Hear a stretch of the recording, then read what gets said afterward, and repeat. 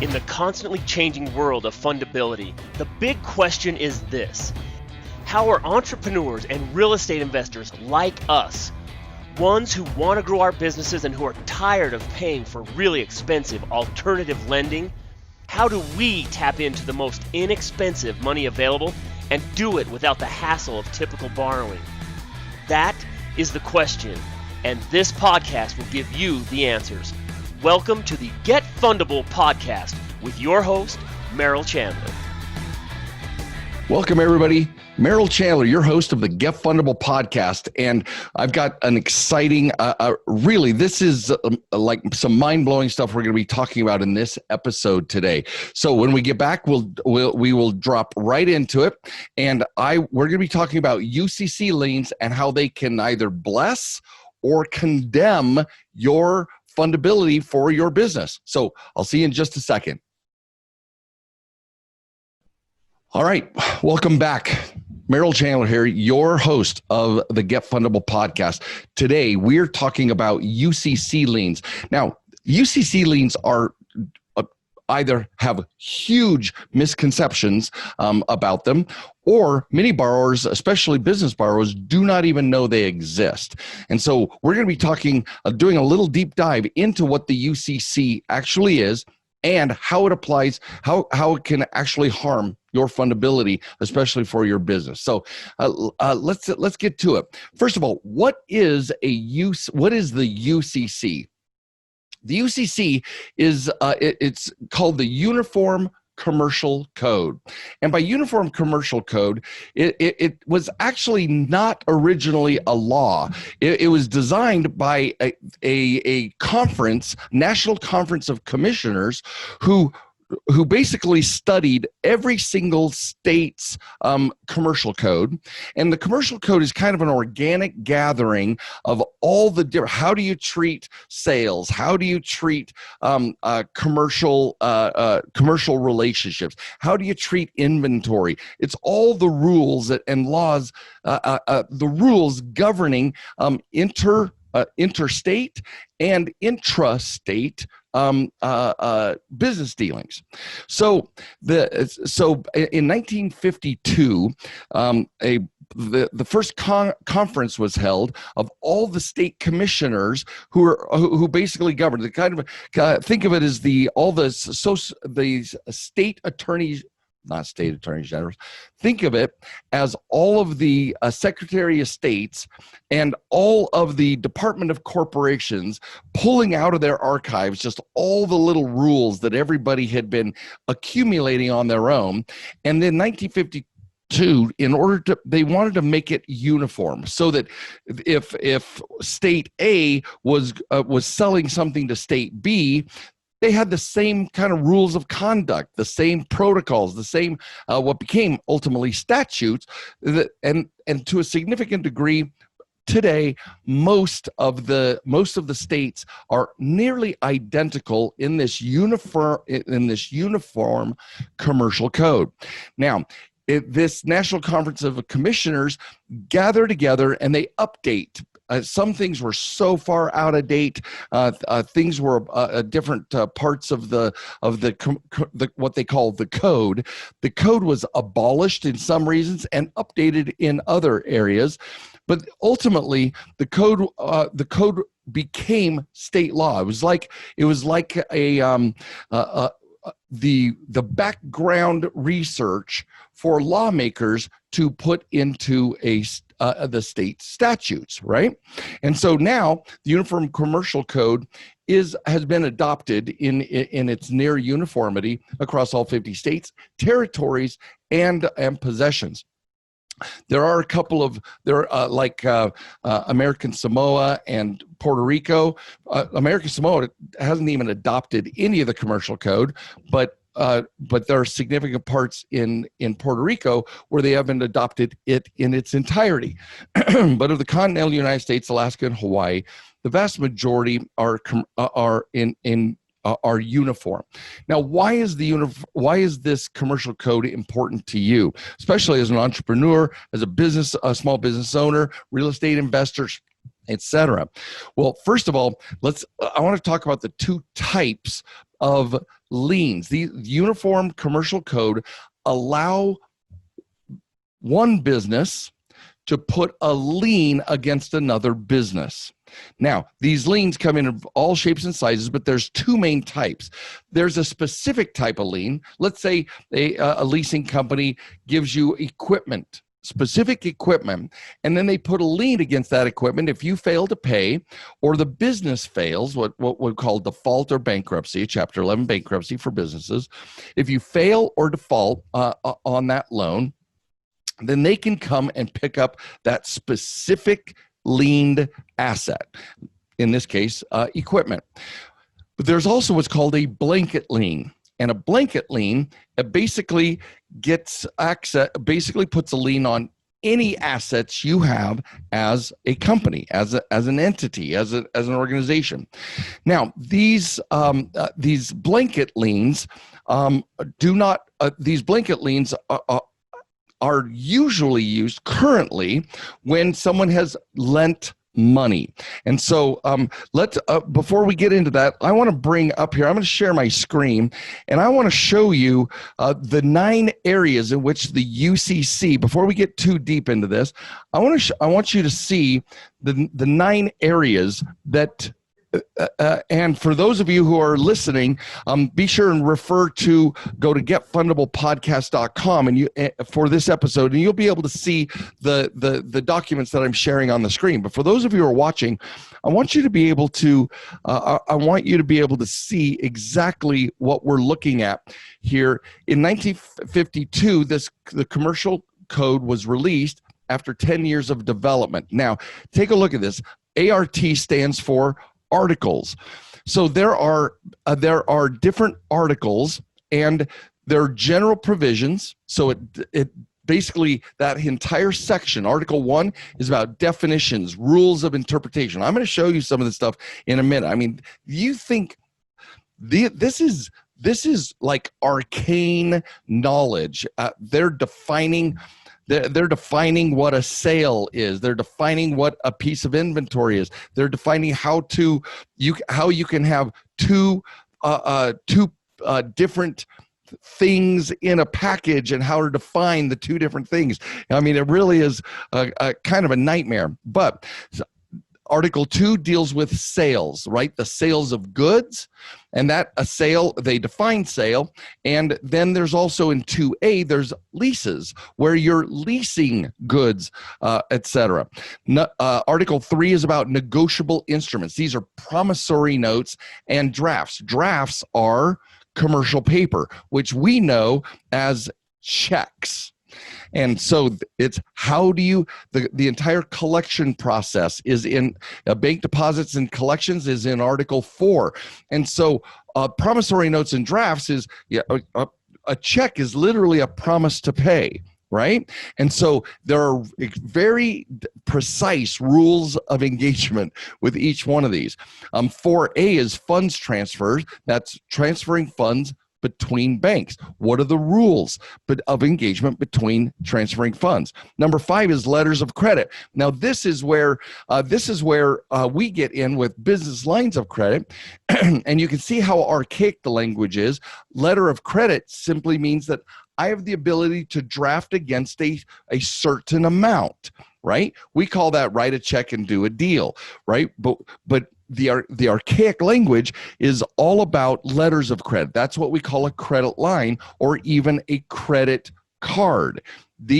Technically, those fall under this letters of credit. They are not negotiable instruments. Remember, we talked in a previous episode about installment loans being promissory notes, and the actual promissory note, the paper itself, is actually a valuable instrument, a financial instrument, and that only the person who owns that who has it in their possession has the power to collect that instrument, and more on that later. So bulk transfers, bulk sales is Article 6. Warehouse receipts, bills of lading, and title documents all under Article 7. Investment securities is under Article 8, and then secured transactions. So that means, and under Article 9, we'll be taking a look at Article 9 here in a moment, the security interest. That's what is guaranteeing. So under negotiable instruments and under letters of credit, you have the actual credit line that lets you write checks, or the installment loan that allows you to receive money from a bank and then do and then invest it, use it, etc. But under Article 9 is where, if somebody makes it secured, that's where the UCC liens come into play. UCC liens are governed by this Article 9, and these are security interests. So let's let me stop this share, and let's talk about a moment here. Let's take a look at that Article 9, because that is that, in all seriousness, has so many interesting components to it. So now let me share this with you, and it's a fascinating, like I said, that if you want to geek out here for a second, this is the place to do it. The whole point of what we're looking at, this is the Uniform Commercial Code, Chapter 9A, right? So notice definitions and definitions. What is an account? What are accounts? What's an account debtor? Does not include persons obligated to pay a negotiable instrument, even if the instrument constitutes a part of chattel paper. I mean, this is really arcane. But what I want you to see is that if we go to the very bottom, there are 88 pages of all of this specificity, super highly defined about negotiable instruments, when initial financing statement suffices to continue effectiveness of financing statement. I mean, nobody wants to read this stuff. But what I do want you to see is, notice that it says Revisor Instructions, Chapter 225 in the 2013 General Session. It was enacted by Chapter 225 in the 2000 General Session.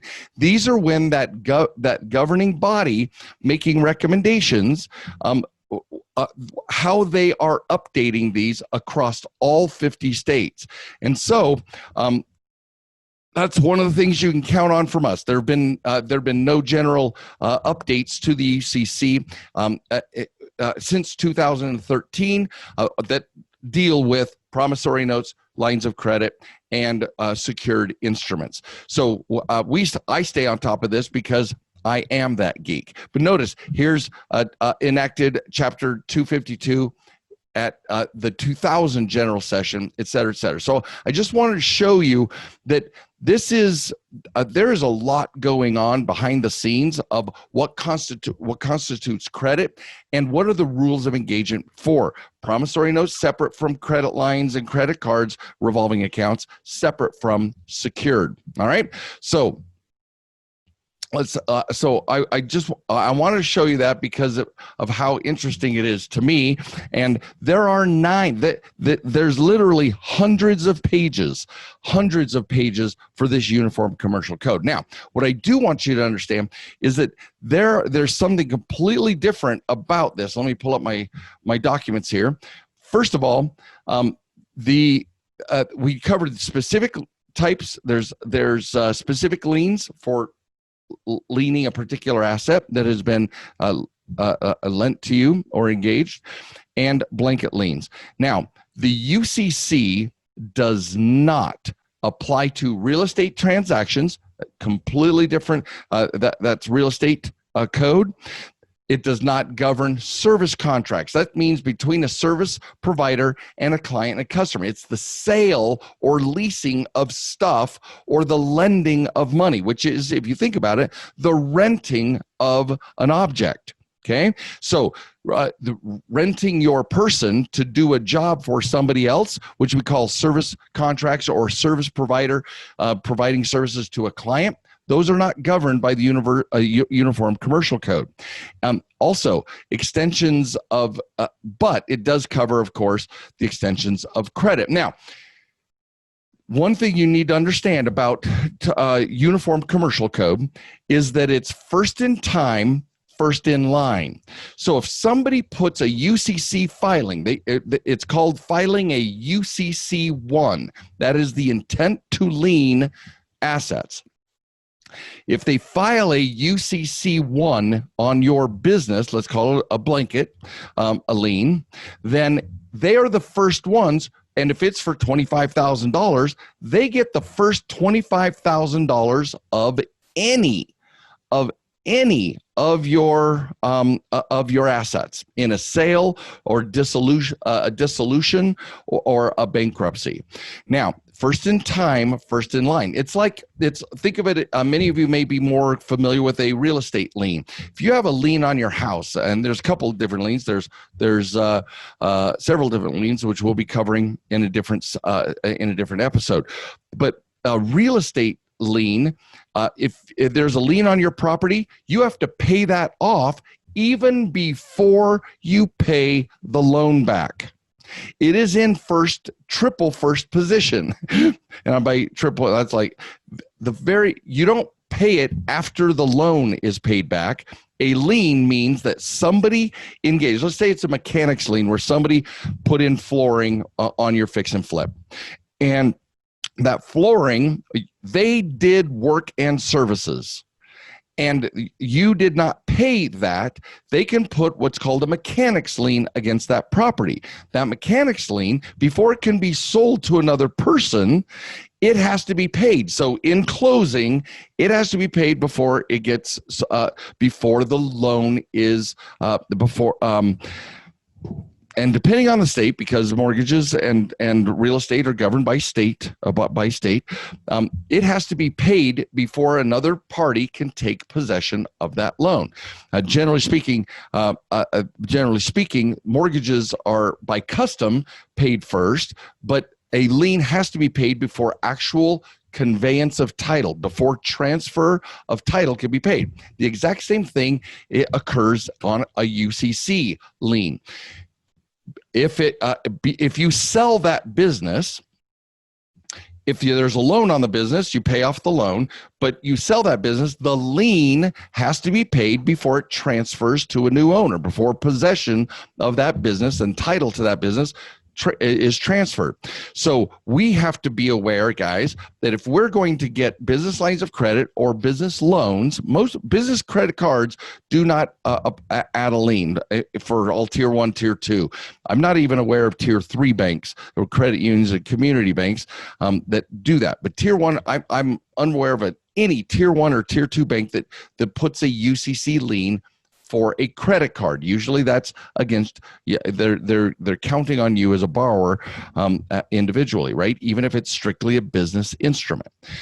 But interestingly enough, there are numerous lenders out there who will put a UCC lien against your business, a general blanket lien against your business for credit lines and or business loans. Now, loans tend to have more because what they've done is given you a chunk of change, right?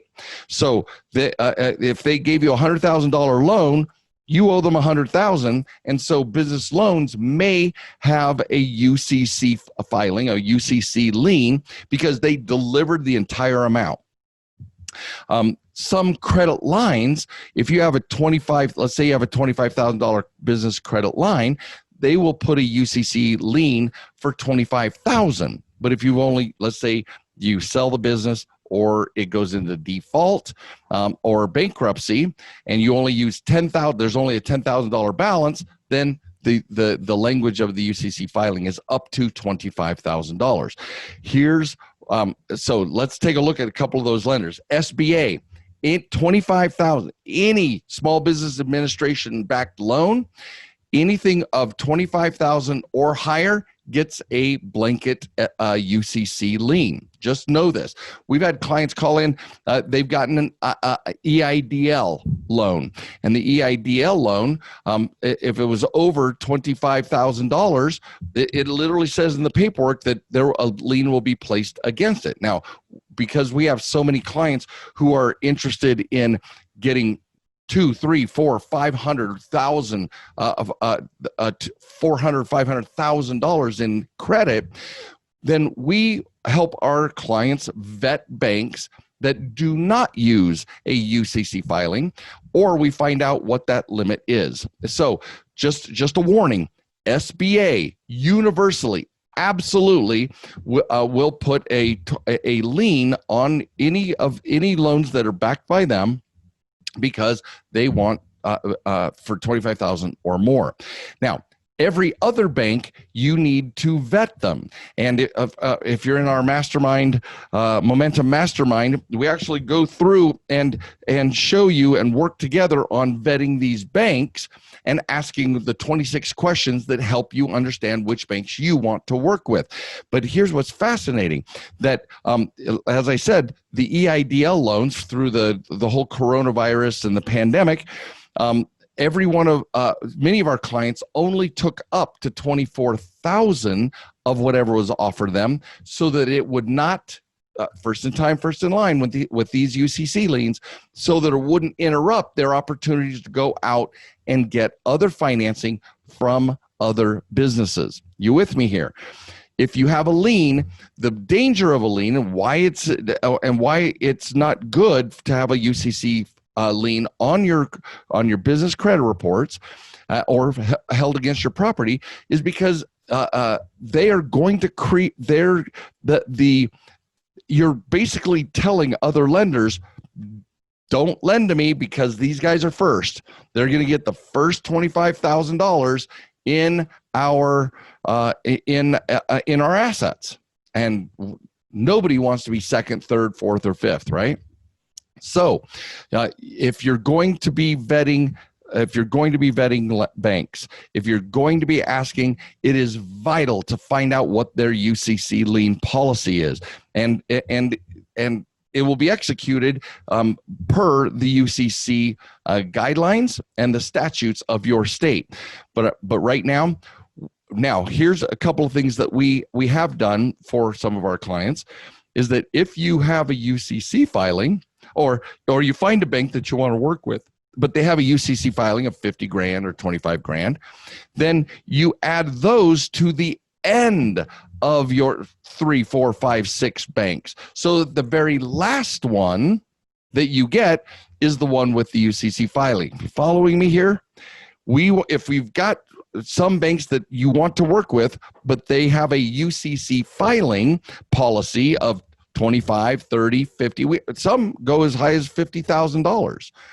Then you want to have it so that you engage them as one of your banks as one of the latter or last ones, so that you're not telling other lenders, hey, I got to pay Key Bank. I'm not saying Key Bank does UCC filings. I'm saying you need to understand that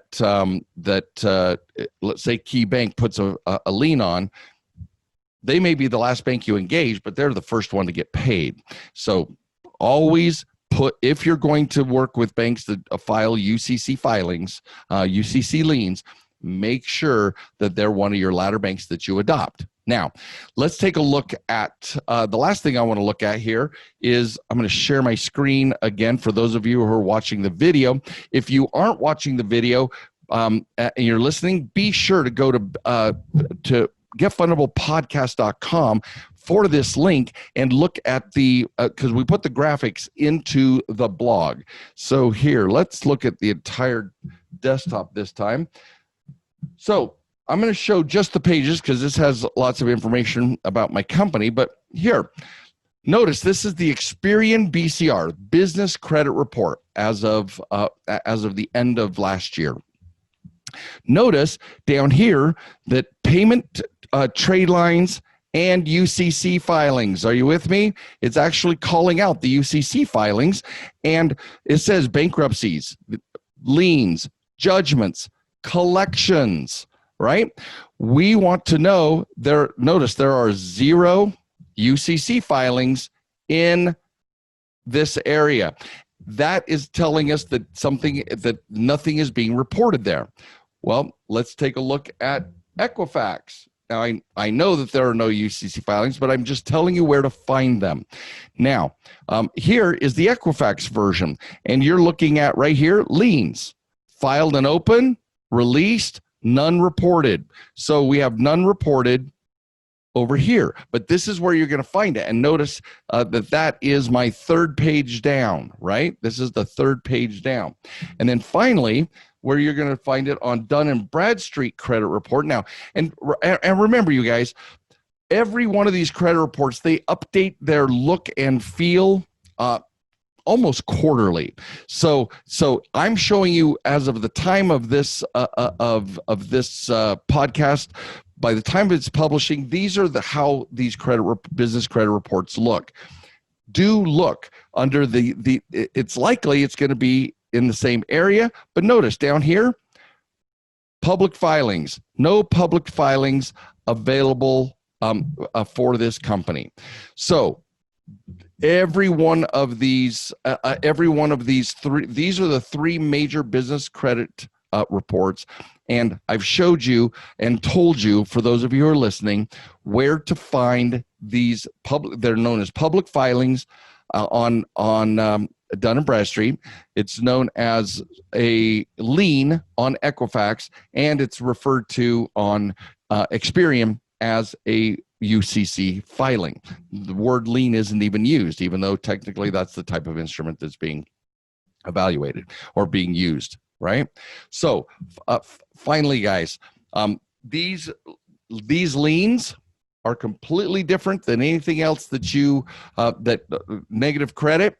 They are held against your business filings for 5 years. So anybody who is using if one of these pop up, we tell our clients all the time that it's easier to start a new funding entity than it is because there's no Fair Credit Reporting Act. You cannot dispute this information, you guys, especially a lien or otherwise. It's not like trying to take a bankruptcy or whatever off your personal credit report.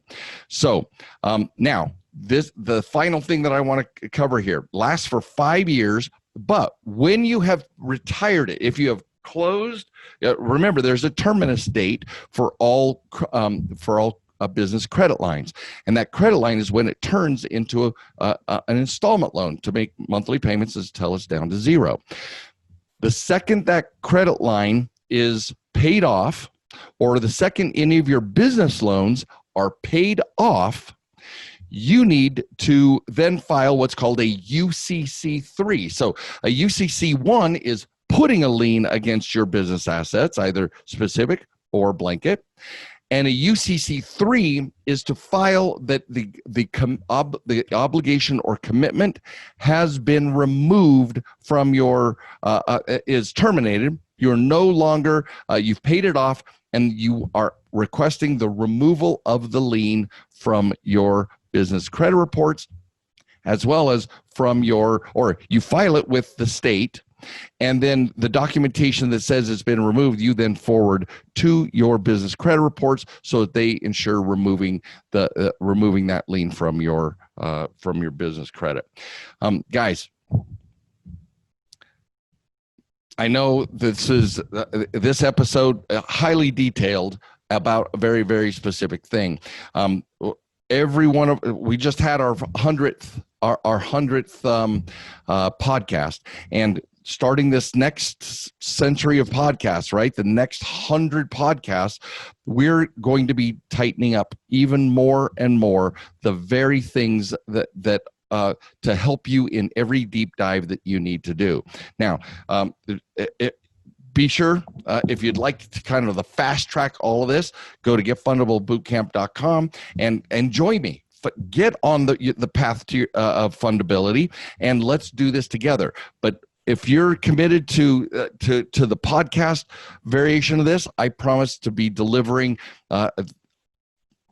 even more technical data. Now that we've covered the lion's share of the general topics, now we're going to start going into greater and greater depth on how all of this will help you in your business funding and help you prepare to make the right decisions regarding which lenders to use and which and how to grow your funding business. This is Merrill Chandler, your host, and it's an honor to always be here as part of these podcasts.